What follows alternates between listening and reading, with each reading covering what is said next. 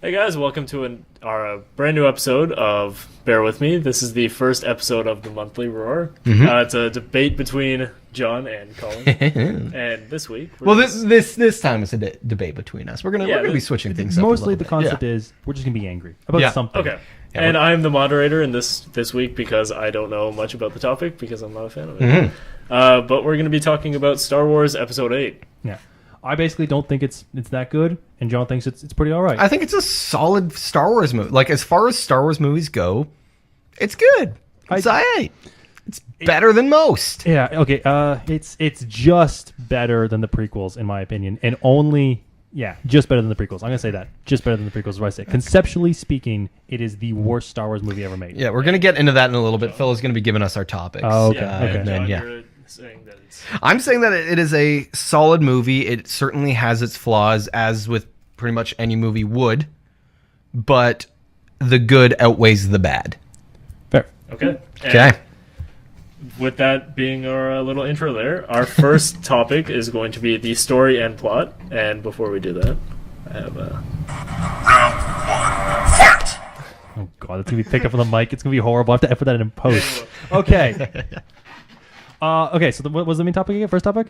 story and plot. Story and plot. Okay. Story's all over the place. It's a complete mess. Simple as that. Why? Why? Because there's new characters introduced all the time that don't make sense or are unnecessary. It's jumbled all over the space. It's got like 3 to 4 themes running at once, and you're trying to keep track of it all. It decides to make a weird statement about capitalism in the middle of the film. Like, it sounds like a joke. Okay. I get. Everyone says that the Canto Bite scene is kind of a bad point in the movie, and I do agree with that. I do think that the movie would have been unnecessary without Canto Bite. They should have just tried it anyway. They should have just made Rose say, "Oh, I know how to hack something," and just do that. But then I guess they wouldn't have been betrayed and all that sort of. Too many things rely too much on too many people being all like, "Hey, I'm not going to tell you something," or too many people being all Okay, like, fair enough. or too many people being like, "Well, we're just going to do this because this is the most logical thing." And it's not. It's just frustrating. It's dramatic irony done poorly. In my opinion. I don't know. I feel like the plot is continuously moving forward, and in a ironic way, because that basically is the plot and how they need to continuously move forward out of the range of the Super Star Destroyer. But I don't know. Everything that happens in it makes sense to me in this Star Wars that we know, that we're given, in the sense that nothing makes sense ever. Fair. I understand what you're getting at, as in the sense that Star Wars never makes sense. Star Wars never makes sense. It's constantly defies all laws of known physics. It's supposed to have a suspend our disbelief. It's not a sci-fi movie. It's a science fantasy movie. Yeah, and we need to start treating it like that. And the plot kind of helps make it feel like a science fantasy movie. To me, the plot is, like I said, because it's so messy, though, I don't feel like... the main thing that works so well about the original trilogy was the fact that you knew who every single character was, and they all carried immense weight. This one here, it feels like to throw new characters in. You don't have a lot of weight to back behind each one individually. Yeah, but they threw a bunch of new characters in the Empire Strikes Back. I'm not saying... I want to make very clear that I am not saying this movie is anywhere as good as Empire Strikes Back. That's the part that got me, though, the most, actually, about this film, is the fact that people said it was, like, better than Empire. Like, the critics were saying... And anyone who says it's better than Empire is wrong. Yeah, no, there are... I've heard people say it's the best since Empire. Yeah. That doesn't mean that it's better than Empire. Yeah. To me, I understand, I understand, but the characters, to me, they don't carry weight. The movie as itself is just jumbled. It really just feels all over. It felt tiring. I know I'm repeating myself a lot here, but from every single moment, it felt like I was like, why are we doing this? Why would you set that up just to not pay it off? Why would you have so many running chains and so many running plot lines that I have to keep track of all of them, and they all converge together? But when they do finally converge together, it's just like, well, that feels awfully convenient, because it's like, oh man, we were able to destroy the Super Star Destroyer as well as get Rey off and get Finn and Rose off and BB-8, all while most of the Imperial fleet dies somehow. Like, it feels like, it has all these plot lines that separate out, and when they come back together, it's immensely unsatisfying. But it's not all of the Empire's fleet. It's just their main ship, and a lot of them get out. You see a pretty significant army or troop, or what are the squad, or what is it called? A garrison. They get a pretty good sized garrison down on the rebel base. Yeah. Enough that it's a little over. Like, obviously, I don't think it's all of them, but it's enough to basically give them the overkill feel and saying like, we've got all this, you've got like 12 dudes left, let's do this. Yeah, I understand. I'm completely saying that, and it's just in general. Like I said, it wasn't a film where I was watching this and I was like, oh, I'm really excited about each individual plot line. I'm following all of them. I felt like each plot line had to be trimmed down and had to have the fat cut. I mean, see, the only plot line I feel like that with is the whole Finn and Rose thing. It's like, trim that, but the rest of the plot all kind of makes sense to me. I love the dynamic between Poe and Dr. Ellie Sattler. What's her Star Wars name? You're asking Purple hair girl. I just call her the purple hair girl the entire time because that's all I can remember. I just call her Dr. Ellie Sattler because that plot line just felt. How can you see that plot line? And after Leia literally sends like 15 seconds of dialogue to fix the entire thing. Like how can your entire thing be solved in 15 seconds of dialogue? And you're like, oh wow, that really felt important. I don't know. They somehow managed to summarize up all the prequels much better than the prequels actually were in 15 seconds of dialogue in the New Hope. How? And he was a good friend. Vader was seduced by the dark side. That's all you need to know. Yet they made 3 fucking movies about it. I disagree conceptually, again, because the concept of a full-blown republic sounds like a cool concept and scene. Sounds like a cool concept, but the movies were terrible. Yeah, because they were executed poorly. Yeah. Not because conceptually they were flawed. Conceptually speaking, this is supposed to be a film about failure, correct? Yes. But we're back on the new ones. The new one. Yeah. The episode 8 is specifically supposed to be a film about failure. But it doesn't feel like a film about failure. It feels like a film about cowardness. Every single strategy that is the optimal strategy, the thing that wins the day, is some form of cowardly strategy. How so? How is the rebels' plan cowardice? Okay, we're gonna Okay, so the main thing that works for them is landing on the rebel base, and they're gonna hopefully let the troops sweep over top of them. That was the plan, right? Mm-hmm. Stealth land and go through, which is fine, but lack of communication causes the entire plan, and poor communication and lack of chain, and basically not being able to tell your hotshot pilot to his face what the issue is, led to your fleet being compromised. But they established that you can't tell your hotshot pilot what to and what not to do because he completely disobeys Leia's rules at the beginning of the movie. He establishes that part of his character that he does not listen no matter what you tell him. So but he listens that makes to Leia at the end of the film, which indicates because his character arc made him learn that, oh shit, maybe I should start listening to people. No, he didn't. How does his character arc say that? All that happens is it's like 2 scenes. He's a very small part of the film. It's essentially he goes in, he's all like, oh yeah, he performs a mutiny.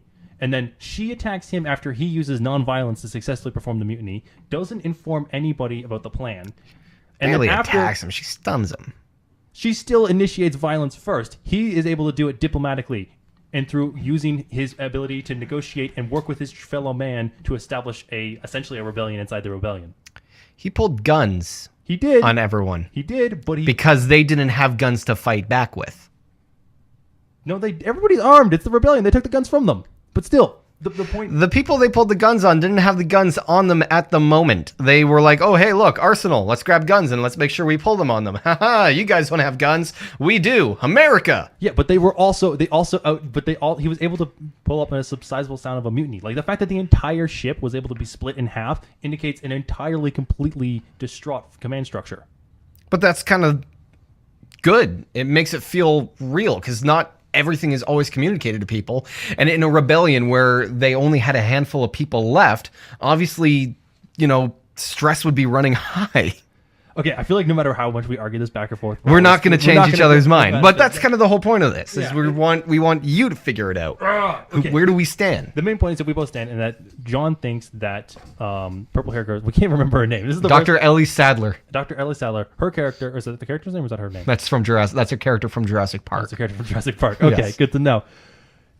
Her character is a massive hinge point to the plot. Essentially, everything derives from that moment. Yeah, fair enough. Oh, except for the really good. Let's talk about the really good for the second of this movie. The really good Adam Driver and scenes, like with him as Kylo Ren. Oh, he's easily the best part of the movie. Best part of the whole movie. Yeah. Like, there's no. I know every memed him with like the weird way that was shot. Swolo Ren. Yeah, where he looks super wide for some reason, because it was like a wide angle photo of essentially a compressed shot, so you get this really weird look to him. But like that was the best part of the whole movie was that. I mean. Him shirtless, yes. Oh yeah, it was. It was. But in general, his whole arc was the most thought out arc of the entire film. That like, and that's the other thing, is like Luke's arc. I get it. Like, I get why people like it. I personally don't like it. I think it's a bad arc. I know why people do get it, and it's a fun. Like, if you were to explain it to me, as like, this is the arc, I'd be like, oh, that's a really good arc. But like, because it's Luke Skywalker, I'm like, that doesn't feel right. That doesn't look right. It feels like But what's the Luke we know, though? You know what? We'll come back to this because character development is an upcoming point. What's our next? Next so do topic. you guys want to go to themes or character development now that you're on? We'll go to themes. Themes. Or should we We go? kind of talked about themes already. We talked. Yeah, about, we themes of cowardice, yeah, and themes of failure. We didn't really get too much into failure. Yeah. So you think it's a movie, the movie about failure? Yeah, it is, and it's not just about the rebels failing; it's about everyone failing. Everyone failed what they were supposed to do, except for Luke. Luke kind of succeeded in the end, but it took him a lot to do. Yeah. But it doesn't That. feel weird to have a Star Wars film that is about people failing to do everything they do and also not. Okay. But Empire is a movie about failing. To a degree, but it's also a movie about trying. Yeah, but they try. Do they? They do. The key strategy that's constantly proven to be the best strategy is to either go full kamikaze or to hide. Like, this movie, actually, that's the thing about the entire Disney trilogy in general. They have a weird suicide fetish. Like, Who else suicides? huh? Who else suicides? Who else suicides? In Like, the, are in the you sequel- talking about Han? in the sequels? Yeah, Like, okay, so in Rogue One, a lot of people. that's a prequel. Disney in the Disney franchise, Okay, in the Disneyverse. but A lot of people. Rogue One was set up in the beginning as a suicide mission. Yes, exactly. We already knew it was a suicide mission going into it. Yeah, it's just in general. There was also what's her name does a suicide thing there. Everybody just has this thing for a glory death. The guy, Yeah. all the people get killed there At the end? Yeah. yeah. Well, at the end. Spoilers, it's not everyone really- dies. Yeah. Yeah. That's it's the not thing. really That, a suicide. It's just yeah, like, It's a suicide mission. feels- They knew that there was a risk going into it. Yeah, sorry. I was jumping to episode 8. Just in general, Oh. everybody has a thing for going out in the field of glory of battle. Nobody has a thing about tactical retreats. It's either completely poorly thought out strategies, or it's just like, we're just gonna die on this mound. well, that's. But why is that a what bad hero thing? is. Yeah. It, That's what a hero does. A hero faces all odds and still rises to it anyway. Except Which is for- why one of my issues with this movie, like I said, I don't think the movie is perfect, but when Rose stopped Finn from killing himself, but that's that made no sense. But yeah, that's Finn also killing himself made a lot of sense, especially for his arc, because his whole character thing is he always runs away from this, and this was a moment that he was not going to run away. He was actually going to face it head on. So you're saying, And suicide's the option. for him, suicide was the option. That's the thing Director, though. it wasn't. For the thing about though is the amount of time. It also leads to the problem though is like if they are able to do a kamikaze and take out the fleet ahead of time, why didn't they have the 2 trailing ships do it? Because they didn't think of it. It was a spur of the moment thought. Why isn't this on the Rebel solution plan? Like, this should be like, if you have the ability to essentially have a nuclear rocket in your back pocket, why don't you throw that around every now and This is again? the first time we've ever seen it. It's been stated in lore as being a thing. In lore or in legends? Lore, because remember Han Solo says in Episode 4, if we're not careful, kid, we're going to end up in 16 different places. And it's also established in the lore that Yeah, but when did anyone in the Star Wars that we know and have seen, the average person... I mean, in Rogue One, they warp in and crush a bunch of Rebel ships. But is this something that's more in Rebels, like in the shows? No. Or... I mean, if it's in Rebels, it's canon. I mean, in No, Rogue I know One. that. But is it something that's in the shows, or is it part of the movies? In Rogue One, I meant. In Rogue One, the Empire warps in, and then when they come in, they warp. Yeah, but on they top. warp...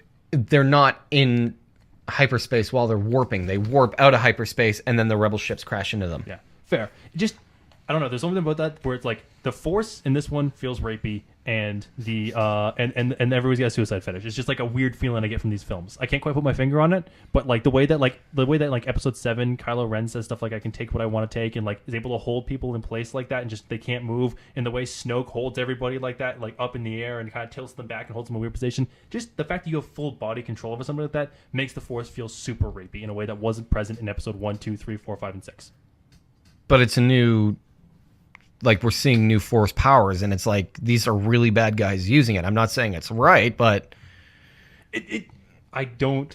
Okay, Darth Vader's supposed to be like the biggest bad... If it makes you feel uncomfortable, that's kind of how it's trying to make you feel. I understand the... I'm not defending a rapey feeling at all. Just want to make that absolutely clear. Yeah. I know what you're saying. I get what you're getting at. But they're bad guys using the Force in a bad way. It makes sense that they're doing that. And this also, it kind of feels like it's suffering from power gains as well, where everybody's constantly increasing in power level at a rate that you're kind of just like, okay, so at what point do you start throwing Star Destroyers out of orbit? When does this start happening? It starts turning yellow. What's that? Yeah, that was the game, right? What? Super Saiyan? Force Unleashed. Force Unleashed. Force Unleashed. He pulls a Star Destroyer. Yeah, that's the thing. God, that game sucked. The game was awesome. What are you talking about? It was I'm not terrible. even a Star Wars fan, but I like that game. That game was awesome. You're completely wrong. But that was the thing, though, is it just feels like a lot of the characters, it's like because they have to keep amping up this power. Like, now, before, the big thing, the most powerful anybody ever was is they could force stroke somebody in the established canon, right? I guess Palpatine could shock people with lightning and hold them in place. But that's it. One dude could shoot lightning. At the same time he shot lightning, he could pick people up. And he was the most powerful guy around. And now to escalate this power, you have people who can, without training, lift multiple tons worth of rocks with Rey. You have people who can hold blasters in mid-position where Darth Vader can only stop them at his hand point. Although I think that's more a technology thing than a actual lore thing. As well as hold people in place with Darth Vader and none of the other people could do. The force pushes and force pulls can now stasis hold people. It feels like an escalation of power that is kind of unnecessary. And I'm saying, you want to talk about kind of unnecessary power? Let's go to the prequels and talk about Yoda jumping around and flipping and all that shit. As much as it looks dumb, it's not a ridiculous power grab. If Yoda was like crushing entire, like, think about the way they use the Force in this, where everybody can just topple entire buildings with the pull of their hand. Like Yoda had to strive to carry a couple weights worth of pounds, like to hold a few things. Like remember in episode 2 when he had to lift that chamber that was going to fall. Try to block out as much of those movies as I can. But I'm saying from a level of power perspective, it's doing a thing where like all the supposedly the very powerful Jedi now look immensely weak compared to just some random girl from some nobody planet.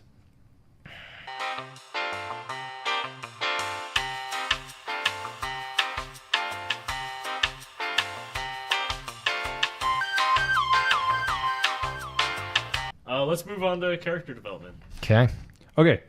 Luke's arc, I don't like it, but it works. Everyone's always like, oh, Luke Skywalker, he's running, he's cowering, he's all that. That's not the Luke Skywalker we know. And I'm like, really? Exactly the Luke Skywalker. Really? No. Luke Skywalker always took a... No, okay. I don't like it because, again, I don't think it fits his character. He doesn't. To me, he's always been a character who, stood up for the good and justice. And everybody says, oh, but in like episode 4 and 5, Yoda and them ran away. But there's a difference between a tactical retreat and running away from a problem. That's not the thing that I see is that Luke Skywalker has always had a bit of a chip on his shoulder. Like he's always been kind of like, oh yeah, I'm this, I'm that, which is why he runs into Cloud City thinking, oh, I'm going to stop Vader. I'm going to save my friend. And that's why he goes to Vader again in episode 6. He was like, hey, I'm going to change you. He thinks a lot of himself. So for me, it makes sense that if he thinks this much of himself and he sees this line of failure, it would completely ruin him. Luke Skywalker has an ego, and this movie showed that ego can be damaged, and that's all it was. It was a damaged ego. That's a solid point. Thank you. This is the thing, though. I've always thought the Luke Skywalker plotline worked and was like an okay plotline. I just didn't like it. That's fair. Like as much as you're completely accurate, it doesn't help settle my stomach. You are right, though, and you're very strong at defending the Luke Skywalker plotline. I don't have a really good defense against it. I loved what they did with it. I thought it was some great movement, like some great choices. Yeah. And as far as character development goes, Kylo Ren's obviously being the best. I don't even think we can debate this. He is easily one of the most dynamic, thought-out characters we've ever seen in any Star Wars. He's the first one to ever show the true betrayal of the Sith. Like that's a thing that's supposed to happen in lore. They talk about it all the time, but it's the first time you ever properly see it. We're like, oh, that's how somebody would do it. That's kind of cool. Mm-hmm. And it really shows. Like the way that I always look at Kylo Ren is he's what Anakin Skywalker should have been. Yes. Where you can actually see the struggle and not Hayden Christensen crying because, oh my God, I have to read this line. Yeah. Like, I believe most of the shots of Anakin looking sad and upset were actually just, Hayden Christensen hating everything. Yeah. Including sand. Especially sand. God, that was so bad. I can't believe... You clip. I don't like sand. It's coarse and rough and irritating. And it gets everywhere. Yeah, oh gosh. I have to edit that in now? Yeah. Right. Yeah. Either way. Fun fact, that's actually why they brought Luke to Tatooine, because they knew he would never look for him where there's sand. Okay. You know what? That's actually. It's not the reason. He was from Tatooine. That doesn't make any sense at all. Yeah, so we're going to leave him with, his uncle that Anakin talked to for 5 minutes and brought back his dead mum to. God, the prequels were bad. Yeah. Yeah. I once went over with a couple of my friends, on what would make a much better prequel. There's an entire YouTube series that's really good about it. Yeah, I should check that out. He took the entire prequels, broke it down, and wrote an entire new script that from front to back. That's really competent. So basically a brand new movie. Yeah, he wrote an entirely new trilogy. All right, but going back to character development, Kylo Ren. Anyone who says that Kylo Ren is the worst character ever, you're wrong. You're so wrong. Worst characters ever. Darth Maul. Fuck you. Darth Maul has no character. Clone Wars, But he it's was canon. fucking cool as shit. Who, for the average moviegoer. Darth Maul's in canon lore is good. Okay. Darth Maul, even in episode 1, is amazing. 80% of people have never watched anything outside. I'm just pulling the stat out of my ass. I don't even know if it's true, but most people haven't seen this other Drek. Yeah. Not that it's Drek, I mean, the first 2 seasons are Drek. but I'm not gonna lie. in the movie, Darth Maul has one line, and then he does some flips and shit. But he had dual. But Duel of lightsabers. Fates. A good score does not make a good character. But 2 lightsabers does, and that was fucking awesome at the time. I'm sorry, but I will defend Darth Maul from just the fanboy inside me aspect. The just Okay. Count Dooku. Sure, he's played by the single most badass person who have ever lived. Count Dooku works as a character. He's a representation of the Separatists. He's supposed to be someone who's a relatable character to the masses. Blah, blah, blah. How? Name me one important thing he says. Well, in the Clone Wars expanded... Wrong. In the Clone Wars series, Wrong. he leads the Separatist Wrong. government, and you see how they work, and it's really great. There's an entire election process. In and the you see- movie, Okay, let's. when go he's back played to by episode Sir Christopher Lee, what does he do that's even symbolizes any form of character? Other than say, hey, I'm a bad guy. When he talks to Obi-Wan, he talks about how... He says, hey, I'm a bad guy. He says that he tells the flaws of the Republic. Okay. He says, hey, I'm a bad guy. I'm gonna moderate this one. Let's move on to episode 8. General Grievous also sucks. He's a lizard in a robot suit, as He was Harry a fun Plinkett would fight say. video game. It was just fun. Everything about the prequels was just Okay, yeah, stupid you know fun. what? The It was episode fun. 3 video game, was pretty good. I'm sure if I played it now, it would be awful. But when I played it as a 12-year-old, it was It was fun. legit. Yeah. I will say, when I was 12, I solidly enjoyed What's your most opinion- of those movies. What's your opinion, though, of Rey and her story arc? What story arc? She's, Misogyny. I don't know. She's got a bit of a, I don't know. I don't like Rey, therefore you're a misogynist. You're a Good to know. misogynist. No, I don't know. I thought her arc was, she's the only one that kind of never really deviates from her goal. Her character is very stagnant. Yep. But in a series of movies where everyone is kind of all over the place, that's good. She's the straight man of the series. She's the straight woman of the series. I would say that, except for the fact that the straight man's supposed to be an everyman, isn't he? Not usually. It's still weird. The straight man is just the one that's not the clown. It's still weird to see the straight man be played as the Paragon character, or someone who has the ability to, without training or very little training, be immensely capable. It verges on Mary Sue. It's so bad. Yeah, okay, yeah, sure, fine. It verges on Mary Sue. She is a Mary Sue, but that's okay because everyone else is not. We need that contrast to keep things interesting. It's very difficult to say that one of your what you're supposed to be, what your 3 main characters. She shows failure too. She doesn't manage to get Luke back to that. The only reason Luke says, "Oh, you know what? I should do something," is because Yoda kind of makes him think so. Yoda goes back to his old trickster roots. Yeah. Can we also ask why exactly Rey has the ability to just detect force-sensitive objects? No, it's never been a thing before. Yeah, she finds the lightsaber and it gives her a flashback for some reason. She herself goes in the dark void herself without any prompting. She finds the books herself without any prompting. I don't know. It's just a new force generation. technique that we're seeing. It's just new. Always throw us new. I feel like eventually. But this goes. No. Whoa. Luke senses the cave on Dagobah. He senses it, but Yoda tells him what's in it. But he's like, Yoda doesn't really tell him what was in it. Yoda, back to character development and stuff like that, Yoda was supposed to be a trickster. That was his whole point in Empire. Yeah. And he goes back to that in this one. Yep. and then whatever he was in the prequels is not what Yoda is supposed to be. Yeah, he's weird. Like they try and make him the wise old man And character. they do, and it doesn't work. Like, Yoda is a wise old man, yes, but he's a trickster at his heart. Yeah. And we see that again in this movie, which leading into visuals. I'm looking over at your laptop, looking at our next thing. Visuals, I'm so happy that they went back to Puppet Yoda and went back to the way that Puppet Yoda actually acted and behaved. Yeah. No, but the visuals of this movie were spectacular across the board. But I forget what my point was that I was trying to make. Luke was doing something because Yoda. Yeah, Luke only acted because Yoda prompted him into doing it, and Rey sensing Force powers. Yes, the cave. Luke sensed the cave. He knew that the cave was powerful with the dark side of the Force. Yoda just confirmed it for him. Okay. You are right. It is a thing that fills there, but it's also weird that a lightsaber has weird Force energy to it. That feels like an odd thing. No, I think because it's just the history of the lightsaber, the fact that it was Anakin's, it was passed to Luke, and Kylo Ren felt, because he's also a Skywalker, technically. It's a weird bloodline thing. It was a weird bloodline thing, I think, but because he also had some sort of desire for the lightsaber too. I think it makes sense. It's also, that's a weird thing though that Rian Johnson does with J.J. Abrams' mystery boxes. One of the most annoying things people say about J.J. Abrams' movies, besides his obsession with monsters, is the fact that he always puts these mystery boxes. He's like, what's in this? What's in this box? And Rian Johnson takes that box, and instead of being like, here's what's in the box, it's nothing important, he's like, see this box? Out the window. And you're like, you didn't tell me what's in the freaking box. You just threw it out the window. It's the same thing. It's like.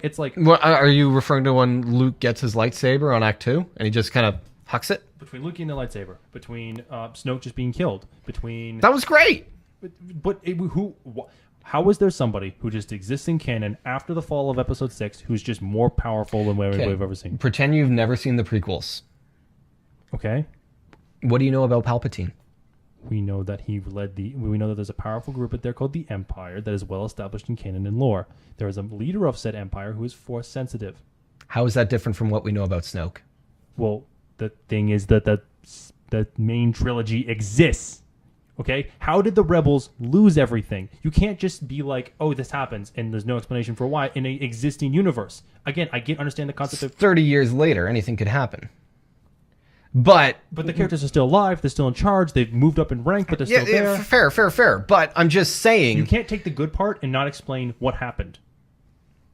You can't just say, "Hey, we decided to take all the characters we love, put them into a new universe." You're like, "Well, how did they get here?" You're like, "Well, they just got here." That's what the new sequels feels like. That's why I can't care though, because even though all these new characters are here, I have no relation to them. I have no connection to them based on their past existence. I don't know. I think it works. You just gotta suspend and just think. You just gotta accept what's happening. That is a terrible way to... That's a terrible reason for, and like... on that note... I still think that anyone who says we're mad because we don't know anything about Snoke is wrong, because you didn't know anything about the Emperor in the first set of movies. Yeah, but again, in a lot of the established canon and lore, there's some really good stories. Okay, yes, a lot of established lore, We're talking about the movies. Yeah. We are talking about the movies. But it's also Star Wars. You have to understand there's a huge amount of it. There's a bigger fan base that only watches. But you can watch any Marvel movie not having watched an episode of Agents of S.H.I.E.L.D. and know what's going on. I mean, kind of. There's lots of things that don't make sense in those Marvel movies between movie to movie that if you look for, it's kind of frustrating. Those are more Easter eggs then. Yeah. But what happens in Season 3, Episode 8 of Agents of S.H.I.E.L.D. has no impact on your enjoyment of Civil War. Apparently it does. Or lack thereof enjoyment of Civil War. Yeah. Hey, Civil War. Civil War was okay. Anyway. Anyone who says it's better than Winter Soldier is wrong. Let's end character development on... You guys said that Kylo Ren was the best. Oh, absolutely. By far. The worst? Character development? Rose. Yeah. Rose? She was just shoehorned in to give Finn a case of the not gays, I think. Okay. Which is annoying because a lot of people were like, hey, make Finn and Poe the first, gay Star Wars heroes. And it's like, all right, well, yeah, let's do that. But I mean, you could also argue that they don't, the characters weren't written gay. So you'd be kind of like a weird, these characters weren't written gay, but now they're gay. It's kind of like a weird force thing. You're just sort of forcing it in there to meet your quota. But okay. They had a bit of a thing in the first one. I don't know. I would have liked it. When your friend looks good in your jacket. I would have been okay with that. Okay, let's end that. I hope we're not offending anyone. No, I know you probably aren't, but no. If anything, we're probably getting points on people's scale. Of like, hey, these guys, they like gay Finn people. and Poe should have been gay. Rose was useless. Yeah. They should have replaced Rose with a new character named Poe. No, honestly though, the story would have been much better if if they had gone to a planet to get the plans and just got the plans and it worked, and then they met up with the Rebel fleet. Probably. That would have, because the effect of the ships disabled still happens. Then you could have still had the commander lady exist, and then the whole thing would have been a lot more better. And I wouldn't have this massive issue where I absolutely hate the Hinge character. All right, let's just move on to visuals. Yeah, As Phil let's keeps go trying to us to get to visuals. All right. Well, the visuals are, there's not much to say. Visuals are good. The visuals are good. Yeah. Consistently across the board. The only thing I don't like, that's more of a technical thing than visuals, the spaceships feel off in weight. How do you mean? So like the way they bounce around when they make contact doesn't feel right. Oh, you like the speeders on the mineral planet? The speeders feel like they've got the wrong weight. The Millennium Falcon in Episode 7 bounces around with the wrong weight. The way that those bombers move doesn't feel right. Like the Rebel ships, like bombers that carry equivalent loads and other things, have been able to, like, if you compare it to like a the Y-wing? prequels, the prequels, right, with the drop ships and the gunner ships and stuff like that they move faster than those bombers do carrying equivalent weight. Yeah, but Ryan Johnson actually tried to do like a little bit of, well, they're carrying this much weight, it would affect them, where George Lucas was just like, oh yeah, visuals. The weight of the spaceships in Star Wars has been consistent from 1, 2, 3, 4, 5, 6, 7. Like they've all the ships feel like they're in the same universe. All the ships move at the right weight, and everything that feels consistent. And the problem with Episode 8, in my opinion, and Episode 7, is that the weight of the ships feels off, and that also hinges on one of the plot lines of showing Poe getting everybody killed on the fact that, like, something that wouldn't have bugged me normally, the spaceship weight feeling off, becomes a key critical plot line of like, oh, they don't move fast enough. I'm just like, this doesn't meet Rebel Alliance protocol at all for how they do ships. They do everything as fast and light. That's every time the Rebel Alliance does anything is fast and light, because they can't do it. And all of a sudden you're all like, for plotline purposes, now they use a slow-moving ship that's going to get everybody killed. You're like, this doesn't... The B-Wing was just as big and carried as much load, but didn't move as slow. Oh yeah, your battery's dying. Yeah. Fun. I don't know. I feel like changing the weight, making it feel like a weight, felt like a step in the right direction, because it's moving it less. And this kind of goes against the point I said earlier, where it's a science fantasy, not a science fiction, but it gives it a little more of a science fiction feel. It feels a little more grounded than saying, "Oh yeah, send in the bombers," and then the bombers just going in. That's also, though, like, doesn't it? That's still, if that's the case, though, then it's like it doesn't fit with the existing thing of how bombers move in the universe. It doesn't. It's just trying to make some really lazy homages to World War II with the bombers during there, at the same time as trying to make a what feels like a forced plot line. Forced. Also, speaking of forced things, the humor. Can we talk about how none of the jokes landed? None of the jokes landed. Name one joke that landed. That's trying to every think. Marvel movie in. Because like okay, there's even things where they do jokes that did in Episode 7 that worked in Episode 7. They somehow not make them work in Episode 8. Yeah, I guess. I don't know. Because like there was the whole joke in Episode 7 where when Kylo Ren gets Poe and he says, who do I look at, your face or my face? Like what happens now, right?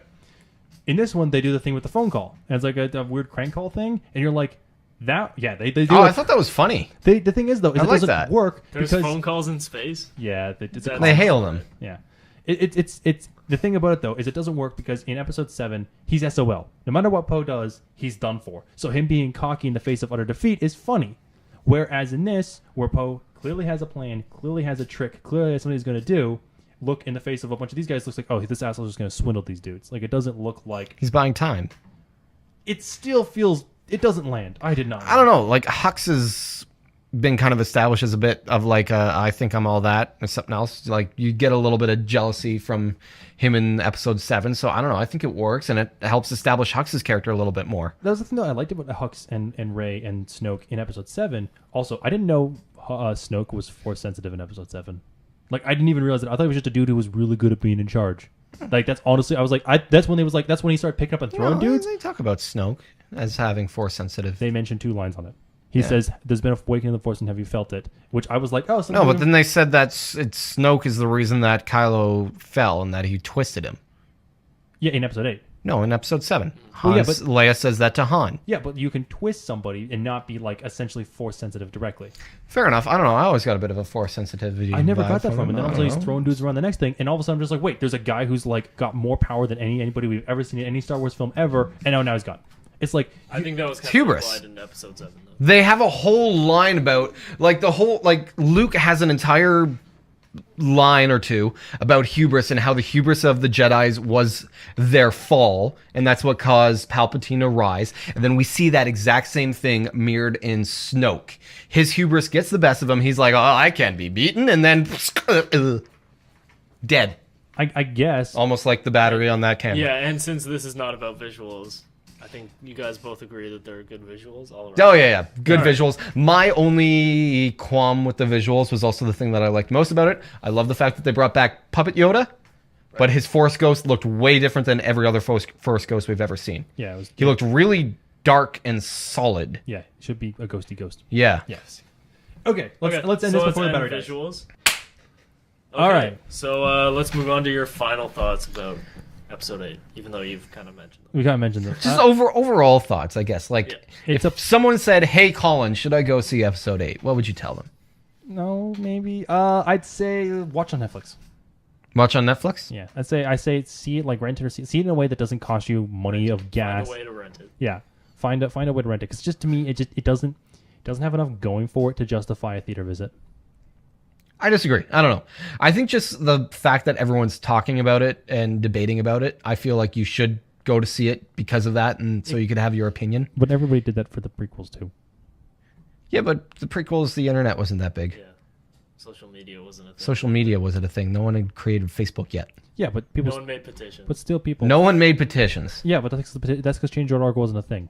No. Yeah, exactly, because the internet wasn't that big. Yeah. But Yeah, but people still talked about it and still created forums and stuff like that, arguing about it. Yeah, but back then, going on a forum was something like, no offense, a 300-pound slob with acne would do. Nowadays, it's what everyone does. Yeah, but They go on a forum and they talk about shit. people still talk about it's Star Wars, okay? They could literally release an entire film where it's just the First Order wrecking shit, and everybody would like people to see it and talk about it. Yeah. Even if it's just like an actual symbolism for Nazism. Yeah, but I mean, my whole point is you should go see the movie, but I think of that too as just in a way of the movie is good. You just have to kind of throw all expectations for what you know about Star Wars out the window, because it's a different movie. It's a different Star Wars movie. They change things. They take risks. Yeah. So with Personally, that- I think the risks pay off.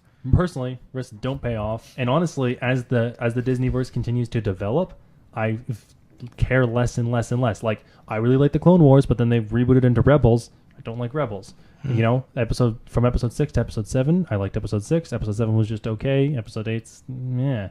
You know, as in Rogue One, I didn't care about. I was just sort of like, eh. Rogue One, it's hard to care about because you know how it ends. I don't mind stories that I know how it ends. It just feels like they never were able to get the dynamic of a 6-man squad trying to get the plans. They never got that feeling right. It's like you had one job and you couldn't get it done. It just feels like there's too much of a revolving door of directors. There's too many things happening. It's too busy. It's too serialized. It feels like after episode 9, it's not going to end. Yeah, I feel like we can all It's agree, not though, that the Han Solo movie is going to be just completely awful. I was going to say, what are your thoughts on the Han Solo movie? I mean, I have so much faith in Ron Howard. I think he is not a fantastic, but he is a solid director. He knows how to make solid choices. I don't think he can save it, though. yeah. I mean, Rush was really good, and so was Apollo 13. I like Da Vinci Code and this is Angels Star and Wars. Demons. But again, But yeah, this is Star Wars. He's salvaging something that someone already tried to make and apparently was so bad that Disney was like, no. although on the flip side of things, Disney seems to have really poor choice of like who they think is good. I mean, they just gave Ryan Johnson everything for episode 9. It's like, I am not excited about episode 9 at all. I'm like, oh man, this is going to be more. No, it's He's J.J. gonna make Abrams. No, didn't they give it to Johnson? Ryan Johnson's got his own trilogy now, but J.J. Abrams is doing episode 9. Oh god. Lens flare. Okay, It's going to be another Lens Star Killer base, flares. but it's going to be incomplete. You know, I like that better than I like whatever episode 8 was. I honestly, at this point, I can't. It's sad, but I just don't care about Star Wars anymore. The Yeah, series fair I enough. grew up watching, it's just like I can't care. That's the best statement I can give. Is that there's a chance that you'll go into this, especially if you had like uneasy feelings about 7, you're gonna be like, man, I just don't care anymore. I guess. I I don't feel know. like that is just us getting cynical and getting tired of what Hollywood is dumping out.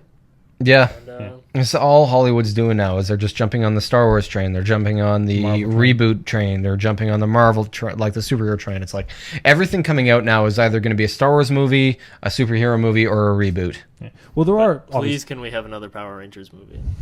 I didn't see that. Oh Was my it God, I'm the only one that loves that. Is it good? Yeah, it is. Okay. It's fantastic. You know what? I just saw this on a completely related thing.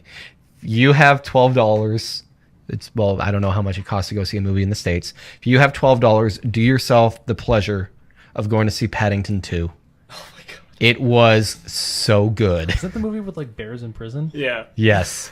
It sounds ridiculous, but it was without a doubt one of the best movies I've seen in theaters for a very long time. Better than Star Wars. I mean, granted, yeah, what have we seen? We've seen Star Wars, we've seen Justice League, I saw the Lego Ninjago movie, which actually wasn't bad. You know, we should actually go around to seeing Coco. Which one? Coco? I don't know about that one. It looks interesting. Well, apparently everybody's saying it's really great. Although, Yeah. as 3 white dudes, we might not get it. That's like the biggest Yeah, but it's thing. about music. It's about Mexican I like music. culture. Mexican is close to Italian. Yeah. I might understand. What? Okay, on that note, Thanks for On that listening. note, This was our first episode of the Monthly Roar. The Monthly Roar. monthly Yeah. roar. We're gonna totally making a monthly show. It's gonna be awesome. Yeah, I'm not going to yell about it. Well, you should get you two yelling about something next time. I want to try my hand at we moderator. gotta come up with the topic. All right, yeah, leave your thoughts too on Star Wars. Love to hear that. Yeah. Love to hear who you agree with, me or Colin. It'll Or probably do you be have your Colin own because opinion? most people hate Star Wars because they don't have any solid opinions. Hey, And they don't know how to. You know how to structure solid opinions. Most people don't. Okay. They say it's bad. Oh, that's the thing, because I constantly get argued with people. I'm like, it's bad. Okay, why is it bad? Or why is something good? Like, It's bad because it's bad. I had a friend who does that with the prequels, and he says, no, it's good, and then doesn't offer up any evidence on why it's good. I'm like, Jar Jar Binks. He's like, no, Jar Jar Binks is good. I'm like, why? Why? He just Whoa, is. no. And it's I mean- like, no, he's not. George Lucas' favorite character, though. Well, we got to get Jar Jar working. Jar Jar is the key to all of this. Did he actually? Yeah, he said that. He didn't said that. I forgot. The dude loves Jar Jar. Because there's that theory that Jar Jar was supposed to be the ultimate bad guy, Yeah, which that would never happen. is kind of cool, No, it's but not. I don't know. It could be cool. No, it's I don't know. Okay, let's end this nonsense. right. okay. Find us on Facebook at Bear With Me. Yes. Find me on Twitter at CDP_photos. Johnny Zags. And at Philarosa on Twitter. We use our real names because apparently we just don't want to be doxxed. We're just that not. time. We don't have popular names. We don't have popular names. That's Yeah, why. exactly. All right then. And with that, let's end this episode. Bye. Bye. Bye.